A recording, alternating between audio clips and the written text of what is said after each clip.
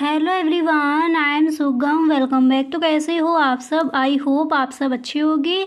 स्वागत है आप सभी का आपके अपने एसपी स्टडी यूट्यूब चैनल पर। तो गाइस यहाँ पर आज हम देखने वाले हैं इकोनॉमिक्स का जो आपका पेपर है उसका यहाँ पर फुल सॉल्यूशन देखेंगे। तो गाइस ये वीडियो आपको एंड तक देखना है। वीडियो को आप बिल्कुल भी स्किप ना करें अगर इस बार के बोर्ड एग्जाम में आप 90+ स्कोर करना चाहते हो। ठीक है, तो यहाँ पर देख लीजिए इकोनॉमिक्स का पूरा पेपर, उसका फुल सॉल्यूशन यहाँ पर आपको मिलेगा। तो गाइस वीडियो को आपको बिल्कुल भी स्किप नहीं करना है। पहले यहाँ पर देखेंगे जो आपके ऑब्जेक्टिव क्वेश्चन है, इसके बाद जो आपके सब्जेक्टिव क्वेश्चन है उनको भी देखेंगे। ठीक है, तो यहाँ पर देख लीजिए फर्स्ट क्वेश्चन आपका क्या दिया गया है।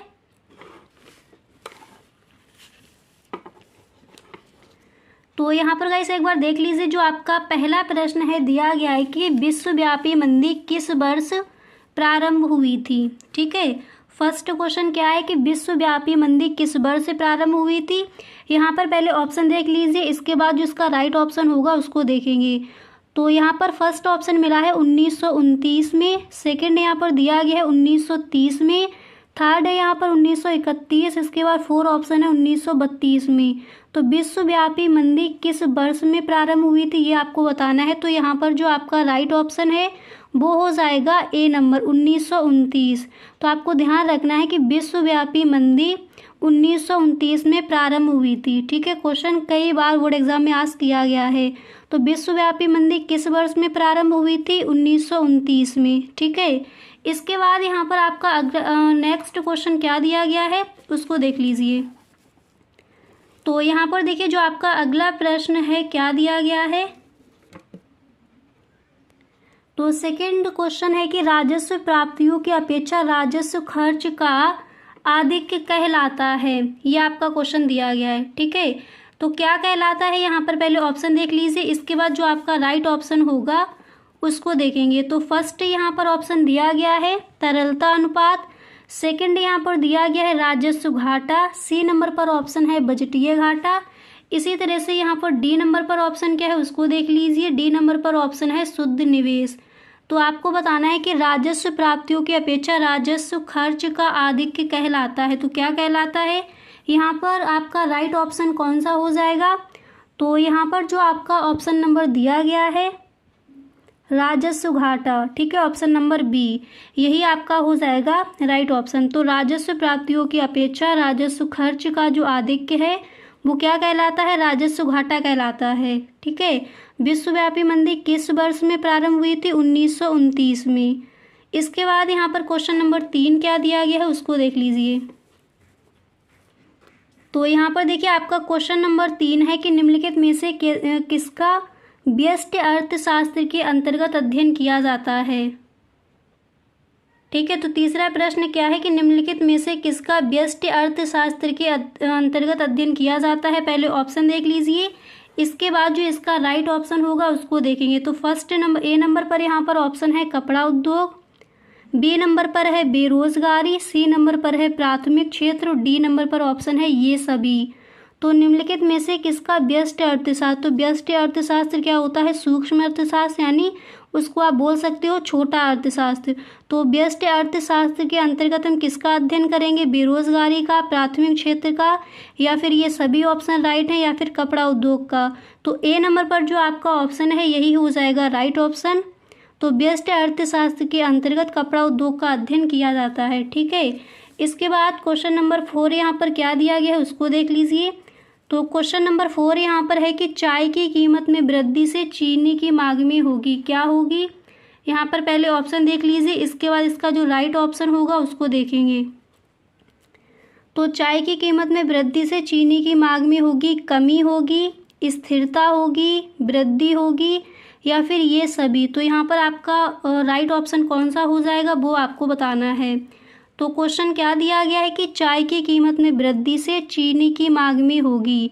तो जब चाय की कीमत में वृद्धि होगी तो चीनी की मांग में क्या हो जाएगी? कमी हो जाएगी। ठीक है, यहाँ पर आपका कौन सा ऑप्शन राइट हो जाएगा? सी नंबर पर वृद्धि होगी।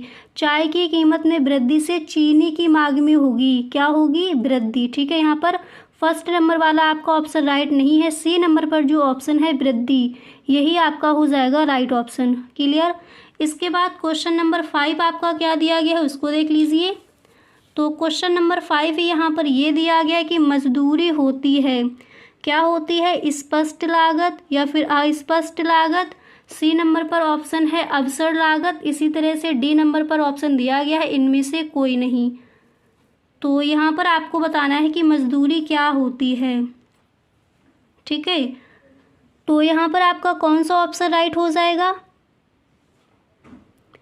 तो यहाँ पर गाइस जो आपका ऑप्शन दिया गया है फर्स्ट नंबर पर स्पष्ट लागत। ठीक है, मजदूरी क्या होती है, मजदूरी होती है स्पष्ट लागत। अब इसके बाद यहाँ पर आपका अगला क्वेश्चन क्या है उसको देख लीजिए। क्वेश्चन नंबर 6 है कि प्रभावी मांग का विचार किसने दिया। ठीक है, तो फर्स्ट नंबर पर है कीन्स, सेकंड नंबर पर है जेबी से, इसके बाद यहाँ पर ऑप्शन नंबर सी पर दिए गए हैं मार्शल, डी पर है पीगू। तो आपको बताना है कि प्रभावी मांग का जो विचार है वो किसने दिया। तो यहाँ पर आपका राइट ऑप्शन कौन सा हो जाएगा। फर्स्ट नंबर पर कीन्स, सेकंड नंबर पर जेबी से, इसके बाद थर्ड नंबर पर मार्शल, फोर्थ नंबर पर है पीगू।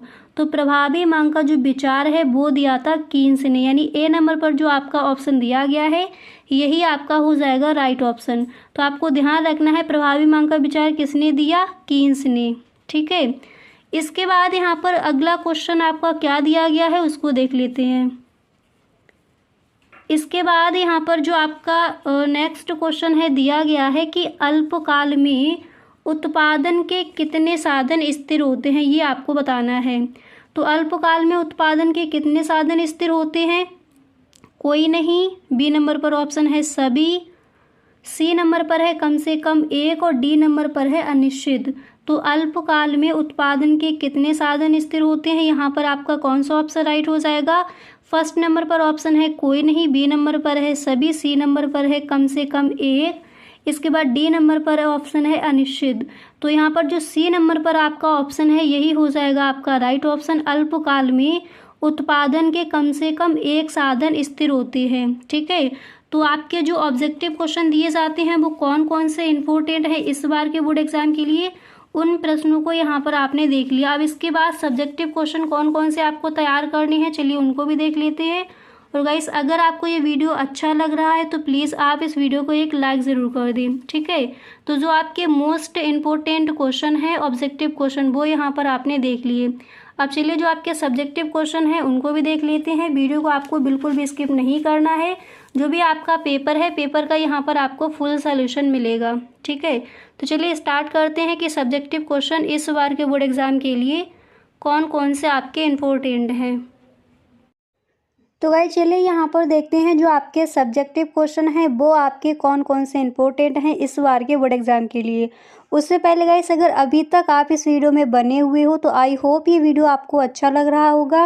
गाइस अगर सच में आपको ये वीडियो पसंद आ रहा है तो आप इस वीडियो को एक लाइक कर दें और अपने सभी दोस्तों में एक बार इस वीडियो को आप शेयर ज़रूर करें। ठीक है, तो सब्जेक्टिव क्वेश्चन में आपका पहला प्रश्न है कि व्यष्टि आर्थिक अध्ययन के 2 उदाहरण लिखिए।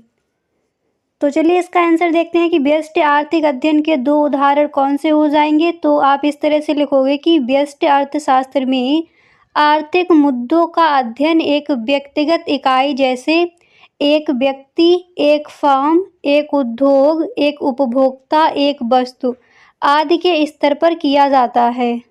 ठीक है, क्वेश्चन क्या दिया गया था कि व्यष्टि आर्थिक अध्ययन के 2 उदाहरण लिखिए। तो व्यष्टि अर्थशास्त्र क्या होता है, सूक्ष्म अर्थशास्त्र यानी छोटा अर्थशास्त्र। तो उसके आपको 2 उदाहरण बताने हैं। तो क्या हो जाएंगे, जैसे एक व्यक्ति है तो उसका अध्ययन हम किसके अंतर्गत करेंगे, व्यष्टि अर्थशास्त्र के अंतर्गत। तो यहाँ पर पूछा गया था कि व्यष्टि आर्थिक अध्ययन के 2 उदाहरण लिखिए। तो आप लिखोगे कि व्यष्टि अर्थशास्त्र में आर्थिक मुद्दों का अध्ययन एक व्यक्तिगत इकाई जैसे एक व्यक्ति, एक फर्म, एक उद्योग, एक उपभोक्ता और एक वस्तु आदि के स्तर पर किया जाता है। ठीक है, तो इस तरह से आप इस प्रश्न का आंसर लिख कर आओगे। इसके बाद यहाँ पर अगला क्वेश्चन कौन सा है उसको देखते हैं। अब यहाँ पर जो आपका नेक्स्ट क्वेश्चन दिया गया है तो वो है कि मध्यवर्ती वस्तुएं क्या हैं। ठीक है, मध्यवर्ती वस्तुएं क्या हैं? मध्यवर्ती वस्तुएं हम किन्हें कहते हैं? तो इस प्रश्न का आंसर आप इस तरह से लिखोगे कि वे वस्तुएं जिनका उपयोग किन्हीं अन्य वस्तुओं के उत्पादन के लिए किया जाता है उन्हें हम मध्यवर्ती वस्तुएं कहते हैं। ठीक है, मध्यवर्ती वस्तुएं क्या हैं? आप लिखोगे वे वस्तुएं जिनका उपयोग किन्हीं अन्य वस्तुओं के उत्पादन के लिए किया जाता है मध्यवर्ती वस्तुएं कहलाती हैं। व्यष्टि आर्थिक अध्ययन के 2 उदाहरण यहाँ पर पूछे गए, तो कई सारे उदाहरण आपने देख लिए। इसका आंसर आप इस तरह से लिख कर आओगी कि व्यष्टि अर्थशास्त्र में आर्थिक मुद्दों का अध्ययन एक व्यक्तिगत इकाई जैसे एक व्यक्ति, एक फर्म, एक उद्योग, एक उपभोक्ता, एक वस्तु आदि के स्तर पर किया जाता है। और मध्यवर्ती वस्तुएं क्या हैं उनको भी यहाँ पर आपने समझ लिया। आई होप दोनों क्वेश्चन आपको सही ढंग से समझ आ गए होंगे। इसके बाद यहाँ पर अगला प्रश्न है कि किसी वस्तु की पूर्ति का अर्थ लिखिए। ठीक है, तो किसी वस्तु की पूर्ति का अर्थ क्या हो जाएगा? आप इस प्रश्न का आंसर इस तरह से लिख कर आओगे कि किसी वस्तु की पूर्ति से तात्पर्य वस्तु की उस मात्रा से है जिसको उत्पादक या विक्रेता एक निश्चित अवधि के दौरान एक निश्चित कीमत पर बेचने योग्य या इच्छुक है। ठीक है, इस तरह से आप इस प्रश्न का आंसर लिखोगे। एक बार दोबारा से देख लीजिए, किसी वस्तु की पूर्ति का अर्थ लिखिए। तो किसी वस्तु की पूर्ति का अर्थ क्या हो जाएगा? आप लिखोगे किसी वस्तु की पूर्ति से तात्पर्य वस्तु की उस मात्रा से है जिसको उत्पादक या विक्रेता यानी बेचने वाला, उत्पादक या विक्रेता एक निश्चित अवधि के दौरान एक निश्चित कीमत पर बेचने योग्य या बेचने के इच्छुक हो, तो इसे ही हम कहेंगे वस्तु की पूर्ति का अर्थ। इसके बाद अगला क्वेश्चन है कि संयुक्त मांग से क्या अभिप्राय है? तो यहाँ पर देख लीजिए, संयुक्त मांग हम किसे कहेंगे? इस प्रश्न का आंसर आप लिखोगे कि जब एक आवश्यकता को पूरा करने के लिए अनेक वस्तुओं की मांग एक साथ की जाती है तो वह संयुक्त मांग अथवा समग्र मांग कहलाती है। ठीक है, तो संयुक्त मांग हम किसे कहेंगे? आई होप आपको समझ आ गया होगा। एक बार दोबारा से देख लीजिए, जब भी क्वेश्चन पूछा जाए कि संयुक्त मांग क्या है, आप लिखोगे जब एक आवश्यकता को पूरा करने के लिए अनेक वस्तु या फिर एक से डबल वस्तु की मांग एक साथ की जाए तो वह संयुक्त मांग अथवा समग्र मांग कहलाती है। जैसे अगर एग्जाम्पल आपको लिखना हो तो जैसे आप लिख सकते हो, जैसे गेंद और बल्ला, ठीक है, स्कूटर और पेट्रोल, इस तरह से। तो आपको ध्यान रखना है, जब एक आवश्यकता को पूरा करने के लिए अनेक या फिर एक से 2 वस्तुओं की मांग एक साथ की जाती है तो उसे हम संयुक्त मांग अथवा समग्र मांग कहते हैं। अब इसके बाद यहाँ पर अगला क्वेश्चन है कि मुद्रा को परिभाषित कीजिए। मोस्ट इम्पोर्टेंट क्वेश्चन है, आपका कई बार पूछा गया है बोर्ड एग्जाम में। तो मुद्रा क्या है?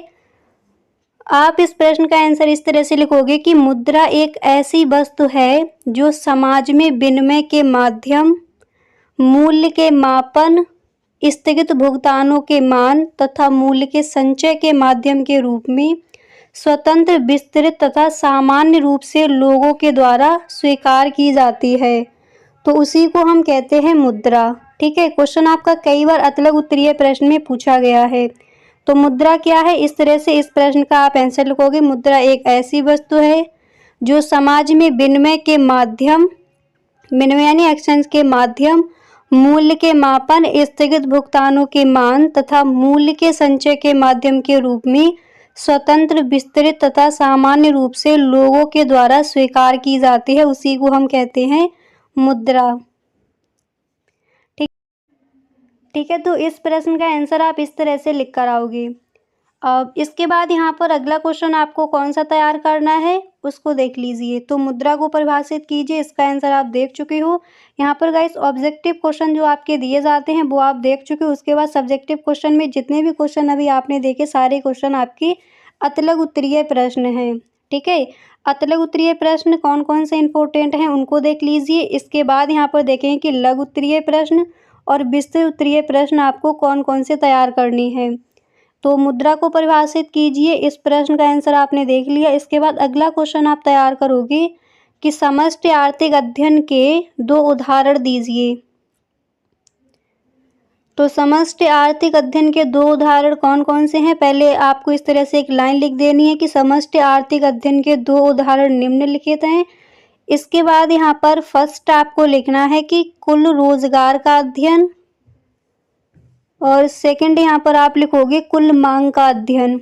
ठीक है, तो समष्टि आर्थिक अध्ययन के दो उदाहरण दीजिए और व्यष्टि आर्थिक अध्ययन के दो उदाहरण कौन से हो जाएंगे? जैसे एक व्यक्ति, एक फर्म, एक उद्योग। और समष्टि आर्थिक अध्ययन के दो उदाहरण कौन से हो जाएंगे? कुल रोजगार का अध्ययन और सेकंड यहाँ पर हो जाएगा कुल मांग का अध्ययन। ठीक है, और समष्टि अर्थशास्त्र हम किसे कहते हैं? समष्टि अर्थशास्त्र मतलब विशाल अर्थशास्त्र, या फिर इस तरह से आप कह सकते हो बड़ा अर्थशास्त्र। और व्यष्टि अर्थशास्त्र क्या है? सूक्ष्म अर्थशास्त्र। इसके बाद यहाँ पर अगला क्वेश्चन है कि उपभोग फलन से क्या आशय है? तो उपभोग फलन क्या है? इस प्रश्न का आंसर आप इस तरह से लिख कर आओगे कि उपभोग व्यय तथा आय के बीच फलनात्मक संबंध को ही उपभोग फलन कहते हैं। अतुल्य उत्तरीय प्रश्न में कई बार क्वेश्चन आपका पूछा गया है, तो दोबारा से देख लीजिए। उपभोग फलन से क्या आशय है? आप लिखोगे कि उपभोग व्यय तथा आय के बीच फलनात्मक संबंध को ही उपभोग फलन कहते हैं। ठीक है, अब इसके बाद यहाँ पर अतुल्य उत्तरीय प्रश्न में आपको नेक्स्ट क्वेश्चन कौन सा तैयार करना है उसको देख लीजिए।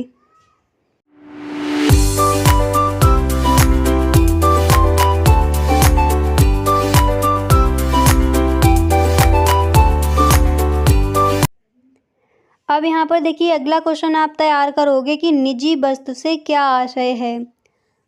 ठीक है, उपभोग फलन क्या है उसको आप देख चुके हो। अगला क्वेश्चन है कि निजी वस्तु से क्या आशय है, या फिर निजी वस्तु हम किसे कहते हैं। तो इसका आंसर आप लिखोगे कि निजी वस्तु वह है जिसे एक उपभोक्ता बाजार कीमत पर चाहे जितनी मात्रा में उपभोग कर सकता है। ठीक है, निजी वस्तु से क्या आशय है? तो इस प्रश्न का आंसर आप लिखोगे कि निजी वस्तु वह है, या फिर निजी वस्तु हम उसे कहेंगे जिसे एक उपभोक्ता बाजार कीमत पर चाहे जितनी मात्रा में उपभोग कर सकता है, वही निजी वस्तु कहलाती है। तो निजी वस्तु क्या है, उपभोग फलन क्या है, दोनों के आंसर आपने देख लिए। इसके बाद यहाँ पर आपका अतुल्य उत्तरीय प्रश्न में नेक्स्ट क्वेश्चन दिया गया है कि प्राथमिक घाटा क्या है। राजकोषीय घाटा क्या है, प्राथमिक घाटा क्या है, सारे ही क्वेश्चन आपके इम्पोर्टेंट हैं। तो प्राथमिक घाटा क्या है, इसका आंसर आप इस तरह से लिख कर आओगे कि प्राथमिक घाटा राजकोषीय घाटे तथा भुगतान किए जाने वाले ब्याज का अंतर है। ठीक है, इस तरह से आपको एक लाइन में इसका आंसर लिख कर आना है। तो प्राथमिक घाटा क्या है एक बार दोबारा से देख लीजिए। आप लिखोगे कि प्राथमिक घाटा राजकोषीय घाटे तथा भुगतान किए जाने वाले ब्याज का अंतर ही प्राथमिक घाटा कहलाता है। ठीक है, इसके बाद यहाँ पर अतुल्य उत्तरीय प्रश्न में नेक्स्ट क्वेश्चन आपको कौन सा तैयार कर लेना है उसको देख लेते हैं। अब यहाँ पर गाइस अतुल्य उत्तरीय प्रश्न में इन क्वेश्चंस को आपने देख लिया, साथ में इनके आंसर भी देख लिए।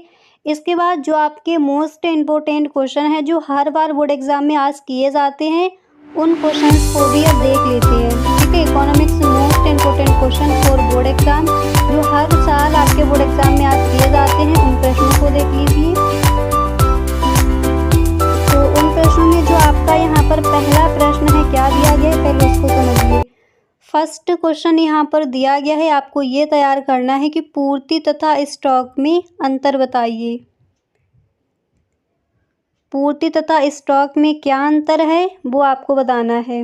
इसके बाद यहाँ पर आपका सेकंड क्वेश्चन दिया गया है, आप ये तैयार करोगे आयात व निर्यात क्या है, या फिर आयात व निर्यात से आप क्या समझते हैं। ठीक है, इसके बाद तीसरा प्रश्न यहाँ पर दिया गया है कि व्यक्ति विदेशी विनिमय की मांग क्यों करते हैं, इसको आपको तैयार करना है। इसके बाद यहाँ पर चौथा क्वेश्चन है कि मांग की कीमत लोच क्या होती है, इसको तैयार करेंगे। इसके बाद गाइस क्वेश्चन नंबर 5 यहाँ पर है कि कीमत रेखा को परिभाषित कीजिए, या फिर कीमत रेखा क्या है, या फिर इस तरह से पूछ लेगा कीमत रेखा को विस्तार से समझाइए। प्राइस लाइन क्या है आपको बतानी है। इसके बाद क्वेश्चन नंबर यहाँ पर 6 दिया गया है कि साधनों के वैकल्पिक प्रयोग से क्या आशय है। तो पूर्णतः स्टॉक में अंतर बताइए, आयात व निर्यात क्या है, व्यक्ति विदेशी विनिमय की मांग क्यों करते हैं, मांग की कीमत लोच क्या होती है, कीमत रेखा को समझाइए। नेक्स्ट क्वेश्चन है कि साधनों के वैकल्पिक प्रयोग से क्या आशय है। तो ये जो आपके क्वेश्चंस हैं सारे ही क्वेश्चन वेरी मोस्ट इम्पोर्टेंट हैं, तो इन प्रश्नों को भी आपको लिख लेना है। गाइस अगर इन क्वेश्चंस के आंसर आपको नहीं मिलते हैं तो आप कमेंट बॉक्स में ज़रूर बताएं, नेक्स्ट वीडियो में इन सारे प्रश्नों के आंसर आपको मिल जाएंगे। ठीक है, तो जो भी यहाँ पर अतलग उत्तरीय प्रश्न में आपको क्वेश्चन दिए गए हैं सारे ही आपको नोट कर लेने हैं। सभी क्वेश्चन आपके इस बार के बोर्ड एग्जाम के लिए इम्पोर्टेंट हैं। अब जो आपके लघु उत्तरीय प्रश्न और विस्तृत उत्तरीय प्रश्न रह गए हैं वो हम देखेंगे नेक्स्ट वीडियो में। Okay, thank you so much.